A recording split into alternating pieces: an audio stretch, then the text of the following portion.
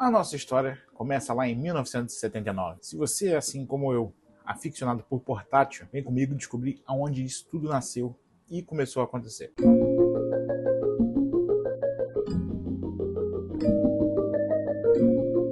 Se hoje a gente tem ROG Ally na mão, Steam Deck e muitos outros portáteis, a gente tem que voltar no tempo e agradecer a Milton Bradley Company, quando lançou seu Microvision, que foi o primeiro videogame portátil a aceitar cartucho. E o bichinho era um trambolhão. Ele tirava praticamente a parte da frente para encaixar um novo cartucho. E assim, meus amigos, a gente começava a fazer história.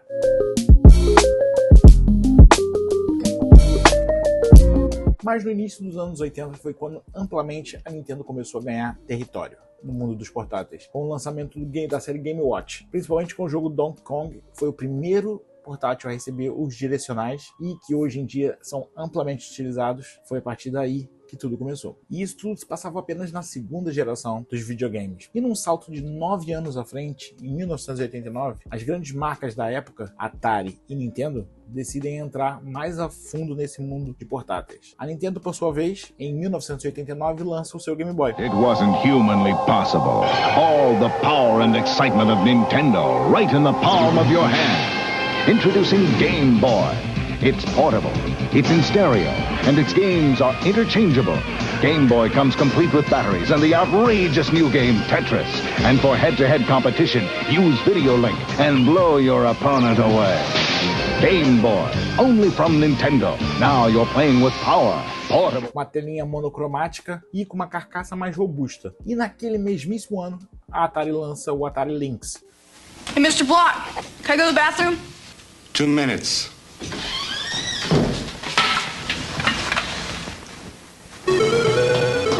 Oh, yes! Good back! Oh, yes, yes! I'm in the tube! Oh, yes, yes! Oh! Right! Introducing Lynx from Atari, the color video game you can get away with. Well, sometimes. Que, diferente do Game Boy, foi a primeira tela colorida introduzida no ramo dos portáteis, que não caiu muito na graça do público pela sua diferença de corpo, botões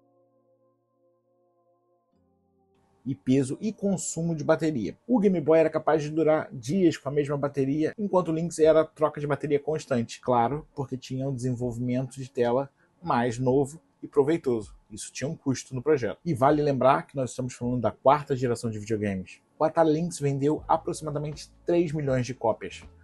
Um número bastante expressivo se a gente comparar até com os dias de hoje. Já a Nintendo, por outro lado, com o seu Game Boy, Game Boy Light e Game Boy Pocket, conseguiu arrecadar 64 milhões de unidades vendidas, um número expressivamente maior do que o seu concorrente direto, o Atari. E um aninho depois, em 1990, a Sega chega com seu Game Gear.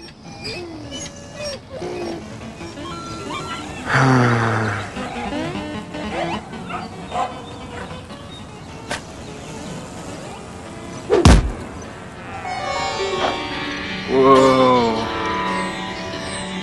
Color. Hey, there's an easier way to get color. Get a Game Gear, the full color portable with over 150 games, like the new Echo, Mortal 2, and Sonic Triple Trouble. Sega! O Game Gear era bastante revolucionário para a época. Trazia gráficos coloridos, uma telinha bonita, sons com qualidade. Mesmo assim, não conseguiu bater os números do Game Boy, vendendo aproximadamente 11 milhões de unidades. Um número muito grande. Porém, não passava do principal concorrente do mercado. E não muito distante de 1987, a nossa quarta geração, em 1993, nós tivemos a introdução da quinta geração.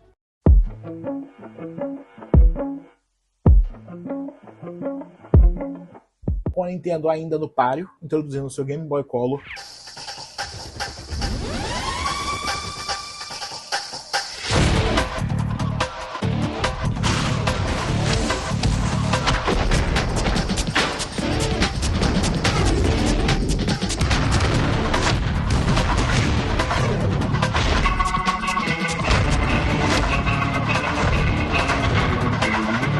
America the Beautiful.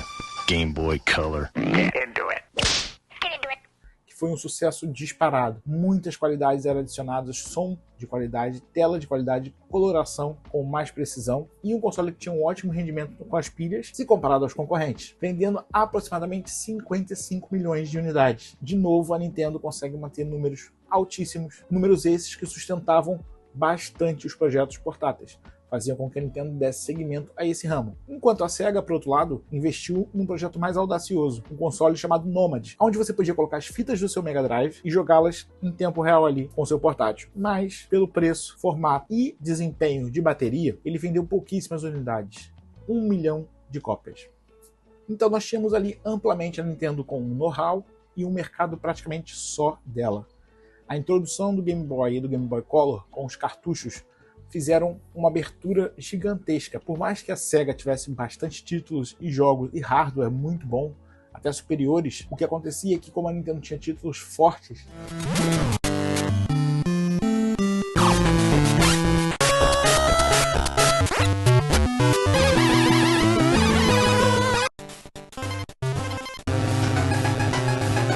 ela conseguia se manter no páreo. Jogos interessantes, títulos fortes, conseguia se manter firme em primeiro lugar e vendendo muitas unidades. É meio que parecido com o que acontece hoje em dia, né? Vale aqui uma menção honrosa, pessoal, também para a NEC, que lançou o Turbo Express ou o PC Engine GT, se você quiser chamar assim. Ele foi lançado em 1990 e era uma versão portátil do TurboGrafx 16, que tinha sido lançado 3 anos atrás, junto com a primeira leva da 4ª geração dos portáteis. Só que esse carinha não emplacou. De todos lançados naquela altura, o Lynx, o Game Boy e o Game Gear, ele foi o que menos vendeu. 1,5 milhão de cópias só vendidas. E a Nintendo tinha um nome por trás do seu sucesso.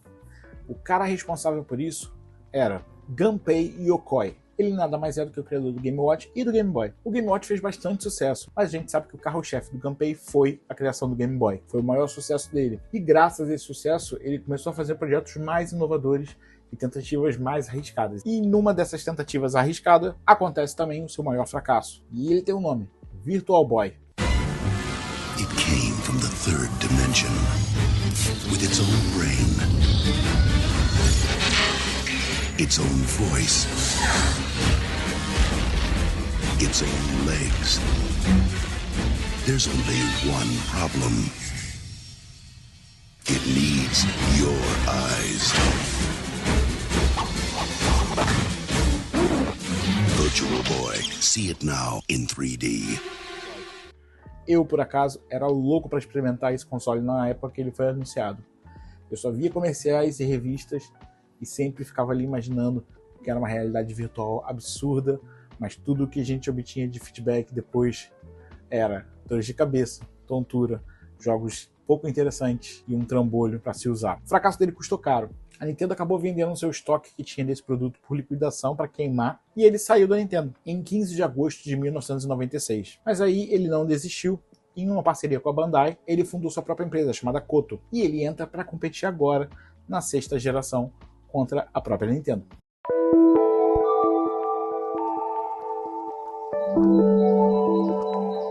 Em 1998, o panorama era Nintendo isolada, sem nenhum tipo de concorrente que a ameaçasse. Ainda assim, tinha gente que não se assustava e tentava confrontar a Nintendo. Um deles foi o próprio Gunpei, que nós falamos anteriormente. Com a sua empresa Koto junto da Bandai, ele lança o WonderSwan. 3月4日を待ちきれない。あのチョコボの不思議なダンジョンが、デジタルモンスターが、ぷよぷよ2が、軍兵が、新世代携帯ゲーム、WonderSwan。来る。WonderSwan! WonderSwan foi um portátil, tinha um consumo de bateria também meio desregulado, mas teve vendas praticamente eu considero como expressivas. 3,5 milhões de unidades vendidas, no ano que o concorrente direto dele, iniciante também, era a Nokia com o N-Gage.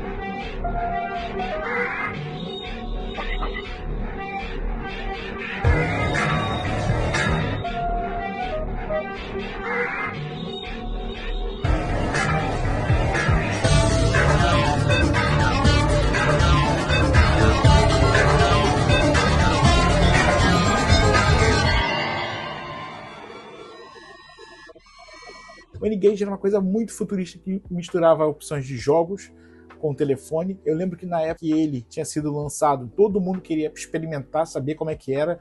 Tinha títulos interessantes de jogos, mas não emplacou. Conseguiu vender menos do que o Wonderswan, por exemplo, 3 milhões de unidades. E nesse mesmo ano, para consolidar mais ainda o seu mercado, o que a Nintendo fez? Lança a linha Game Boy Advance. Your exam now. You might feel a little pressure. Okay? Oh, what's that? It looks like Frogger Advance. Now let's keep moving. Doctor? Oh, that's fine, nurse. That's just Star Wars Episode 2, Attack of the Clones. Now, moving along. Yeah. Hey, is that Spider-Man? Game Boy Advance. More games, more fun. Rated E for everyone. Have you seen my shorts? Com toda a sua família de Game Boy Advance, Game Boy Advance SP e com 81 milhões e meio de unidades vendidas. O grande sucesso da Nintendo até então. O que deixava claro para os concorrentes era: não precisa ter um hardware tão forte, não precisa ser uma super máquina, precisa ter bons títulos, porque barato a Nintendo nunca foi. Mas contra concorrentes que faziam 3 milhões e meio e 3 milhões de vendas, alguém que faz 81 milhões e meio de vendas, alguma coisa tinha de especial nesse meio.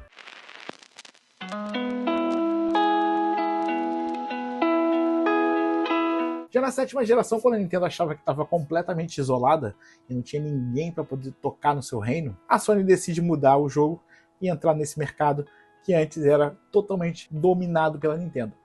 E lança o PSP.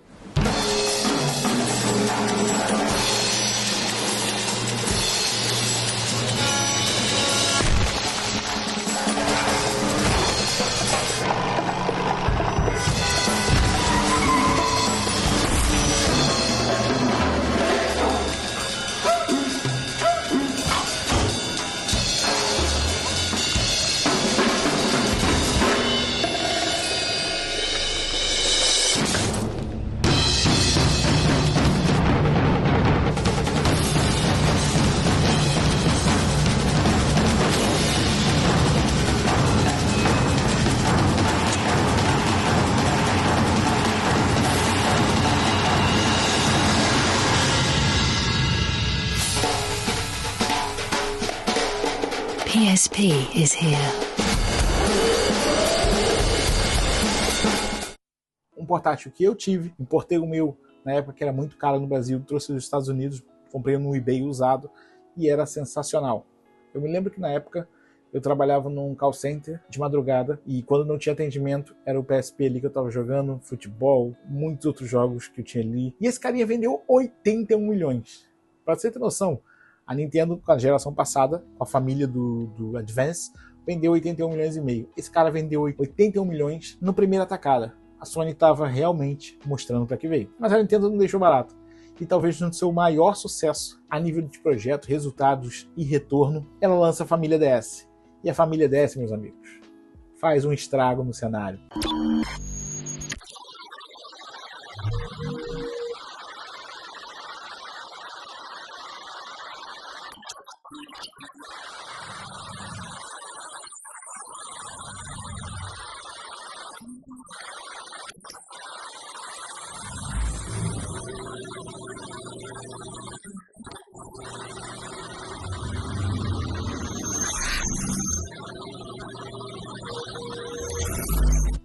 Faz uma modificação gigantesca. Com 154 milhões de unidades vendidas, não tinha uma criança, adolescente e adulto que eu conhecia na época que não queria botar a mão naquele console.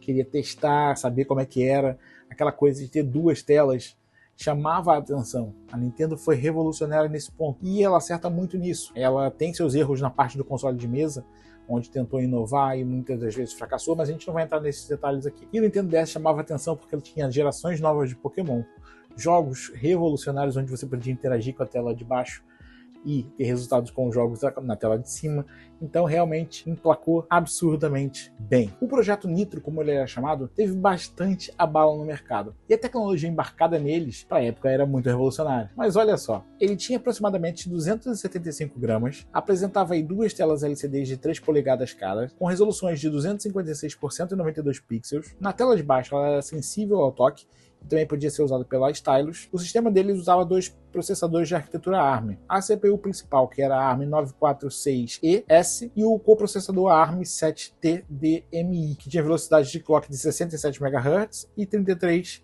MHz respectivamente. E o que mais assombrava nesse console, pessoal, as concorrentes e os usuários, era a duração de bateria. Dependendo da sua utilização, uma carga completa estava de 6 a 10 horas de jogatina. Já na versão DS Lite, a bateria durava de 19 a 30 horas, com e sem brilho na tela. Aí você podia escolher, e aí desse dia também influenciava muito na sua resolução de bateria.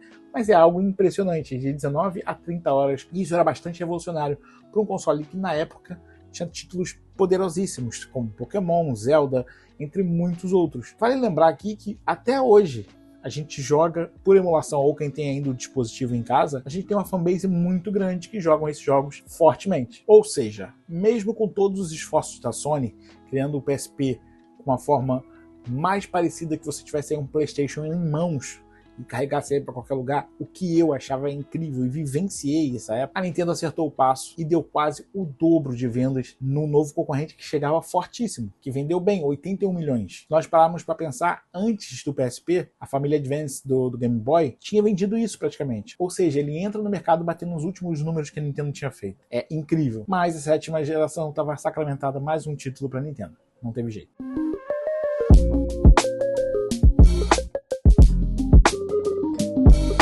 E no início da 8ª geração, que é a que nós vivemos hoje em dia, teve aí um embate mais uma vez Sony versus Nintendo. A Sony, por sinal, migrava para o seu PS Vita.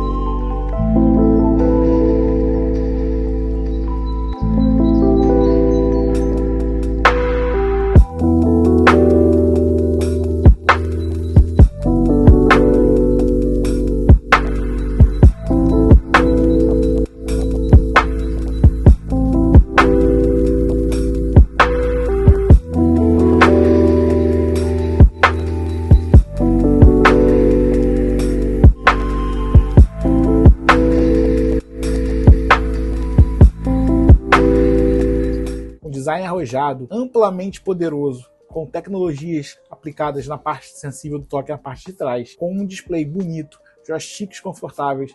O aparelho tinha tudo para dar certo, com títulos exclusivos, tipo Uncharted, que só tem essa versão própria para o PS Vita.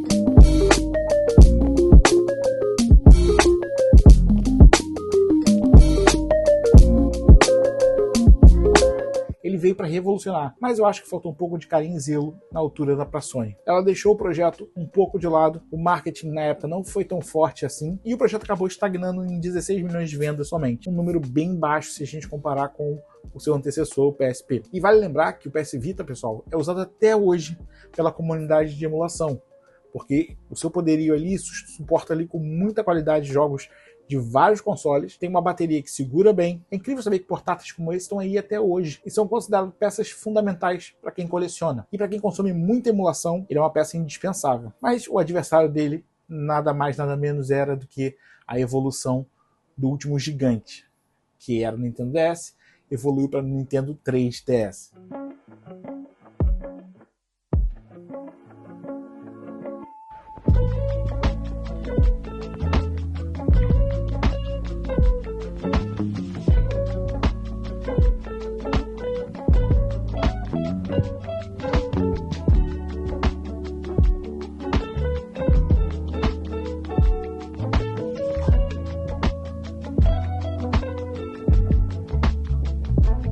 A Acrescentando o fator 3D, com aquela ferramenta de opção visual onde você conseguia colocar os jogos em 3D com uma alavanca, que foi revolucionário. Na época eu pude jogar alguns jogos e tive alguns 3DS, era maravilhoso. Como eu já falei aqui anteriormente no canal, eu adquiri um 3DS na época que lançou Pokémon XY, que era um salto de geração e gráficos significantes. E nessa época, né, meus amigos, eu me diverti demais com esse console. Portátil, pequenininho, charmoso, com visual arrojado, com tecnologias que deixavam a gente ali de queixo caído. Aí eu me pergunto, quem não queria ter um console daquele? Mas esse carinha não vendeu tanto quanto a gente esperava. Vendeu 76 milhões de unidades e é um artigo que está na graça do público até hoje. Quem coleciona também não pode deixar de ter uma peça dessa. Quem traz a tocha agora, o nome representando o nome da Nintendo, é esse carinha aqui, Nintendo Switch. Esse aqui é a versão OLED, mas a família da Nintendo Switch tem bastantes modelos, V1, V2, OLED, o Switch Lite, e esses carinhas, até o presente momento, já venderam 92 milhões de unidades. Um número bastante expressivo para os dias de hoje. Se for comparar com os consoles da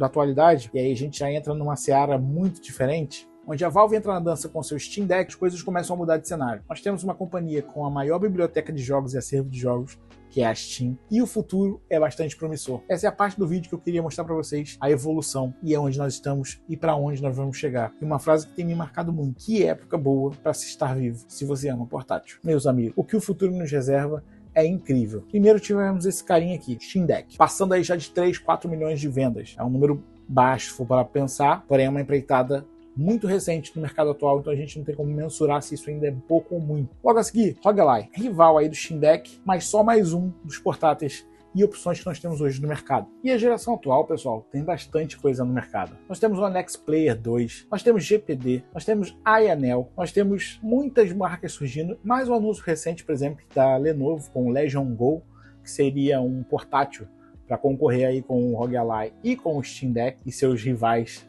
respectivos. O futuro nos promete coisas muito boas. E nós tivemos até o anúncio também do Meteoris com o TJD, que é um portátil aí que está falando que vai ser o novo ROG Killer. Ou seja, a geração atual que nós estamos tem bastante coisa chegando, tem bastante coisas para implementar. Então, se você é um apreciador de portáteis, pessoal, depois de percorrer toda essa história que nós percorremos juntos nesse vídeo, o que você acha que o futuro nos reserva? Chegaremos ao poder do console de mesa em mãos? Resoluções absurdas, gráficos estáveis, FPS estáveis? O que o futuro nos reserva?